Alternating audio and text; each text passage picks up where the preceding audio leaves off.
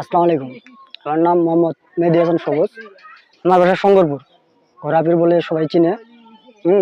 বিরল থেকে পাশেই। এটা আমি বিগত 15-20 দিন আগ থেকেই দেখতে পাচ্ছি যে এই কলার গাছের গোড়া হয় মোটা, আগাল হয় চিকন। হ্যাঁ, আর কলার গাছের আগাল দিয়ে মস্কা বের হয়, সেই জায়গায় মধ্য দিয়ে গোড়ার মতো মোটা হয়ে ফাটল ধরে কলা বের হচ্ছে। হ্যাঁ, এমনি এলাকায় আশেপাশে বাড়ি জানে, অন্য কেউ জানে না। এটা কলা গাছ বলে মালভোগ কলা গাছ। আসলে এরকম দৃশ্য আগে তো কোথাও দেখা হয়নি, এমনিতে মনে হয় ফেসবুক স্ট্যাটাসে দেখা হইতো।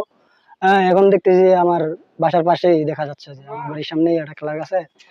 হ্যাঁ, ফেসবুকে বসে, তবে ওইটা পিকচারে দেখছিলাম, এখন নিজ চোখে আর কি দেখতেছি আমারই কলার গাছে এরকম দৃশ্য দেখানো হচ্ছে।